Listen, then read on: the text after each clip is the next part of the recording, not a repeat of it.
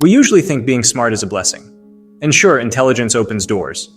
It can help you win arguments, solve problems, get ahead in life. But what no one tells you is, the smarter you are, the more alone you become. Arthur Schopenhauer understood this better than most. When he was just 19, his mother wrote him a letter. She told him his constant need to correct others, to always know better, was making him unbearable. His intelligence, she said, was wasted. Not because it wasn't brilliant, but because it kept pushing people away. And she was right.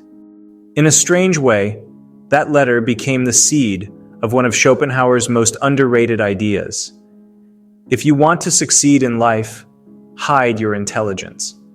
Don't flaunt it, don't correct people, don't try to show how much you know, just play dumb. As Schopenhauer put it, men of very great capacity often prefer the company of the stupid to that of the average. Why? Because at least the stupid don't pretend to know more. They don't compete. They just leave you in peace. This video isn't about rejecting intelligence. It's about using it wisely. Knowing when to speak and when to let others think they figured it out themselves. It's about learning that playing dumb, strategically, isn't weakness. It's power. And sometimes, it's the only way to truly lead, influence, and stay sane in a world that punishes brilliance. Let's see what playing dumb offers us.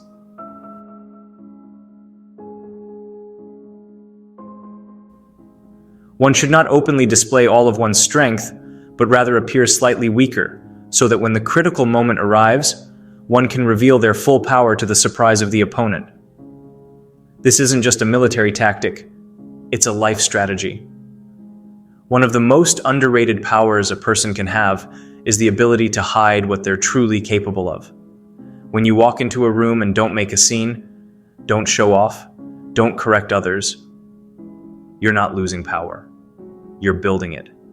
Schopenhauer understood this, as did generals like Sun Tzu, who wrote, "All warfare is based on deception. Hence, when we are able to attack, we must seem unable." This principle applies beyond war. In meetings, classrooms, even casual conversations, there's always that one quiet person who rarely speaks. But when they do, it changes the whole direction of the room. That's not by accident. That's timing. That's the art of surprise. You don't walk around proving how sharp you are. You let people assume you're harmless. Simple, maybe even a bit slow. But all the while you're watching, listening, studying, preparing. Friedrich Nietzsche once said, "It is not enough to possess a talent. One must also have your permission to show it." Or, as he put more cryptically, one should add a grain of foolishness to one's virtue. It's how leaders earn trust. It's how thinkers earn space. It's how you gain influence. Not by declaring yourself smarter, but by letting others underestimate you.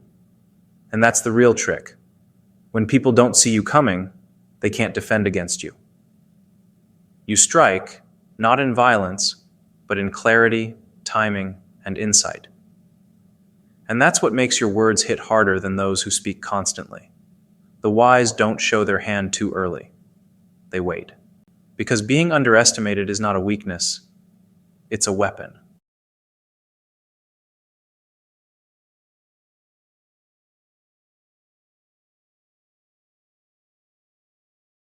We've all seen them.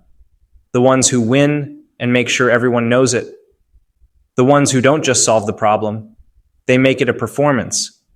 Maybe they're right. Maybe they're brilliant. But instead of being admired, they're quietly resented. Because nobody likes to feel small. Arthur Schopenhauer understood this deeply. He wasn't just talking about manners. He saw it as a principle of human psychology. He wrote, "People generally think too much about the opinions which others form of them." What he meant is simple. People are fragile about how they're perceived. Everyone's carrying some insecurity. So when you come in too confident, too clever, too polished, it doesn't inspire them. It threatens them. That's why Schopenhauer advised a different approach. Play the fool. Not literally, but subtly. Don't give people a reason to compete with you. Let them think you're harmless. Let them underestimate you. And when you do win, treat it like it wasn't even a big deal, like it just happened. Not only does that keep their pride intact, but it makes you look effortless, even gracious. And that humility, that lands deeper than victory. He even made a curious observation, that highly intelligent people often prefer the company of very unintelligent ones. Why? Because there's no competition there, no fragile egos to tiptoe around. He wrote, "The tyrant and the mob are natural allies, because both share a distrust of those who stand out. If you make others feel exposed or inferior, they'll push you out. But if you're modest, if you let your skills speak quietly, people respect you more, because you're not a threat."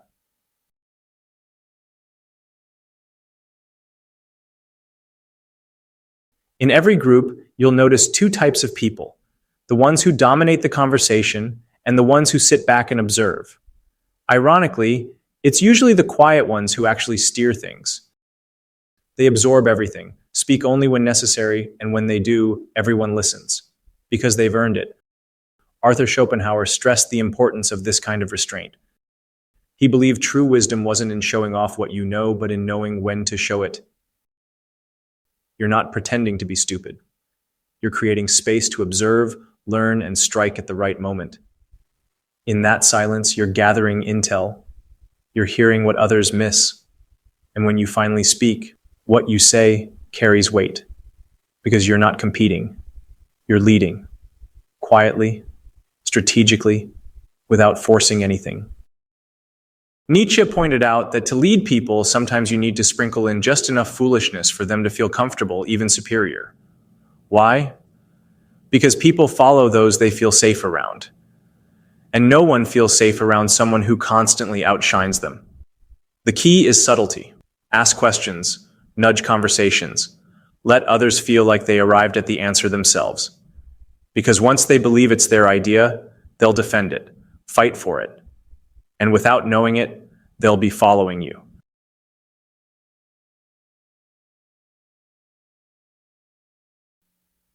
To play the fool is the last resort in order to cover the defects of others. No one likes being corrected. Even when they're wrong, they'd rather come to the realization on their own. This is where the wise person steps back and lets others feel like the hero.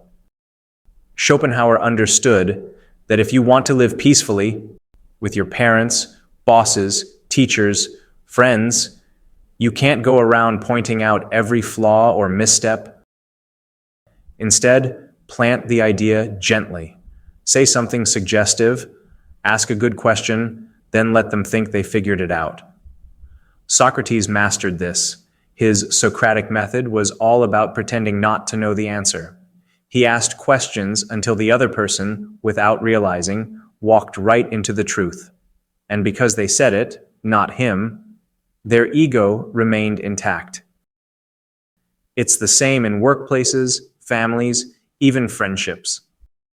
Help others win, but make them feel like it was entirely their victory. A great coach knows when to let the player take the credit. A great friend knows when to step back and let someone else shine. It's not deception, it's care, it's respect. And in the long run, it wins loyalty, trust, and influence.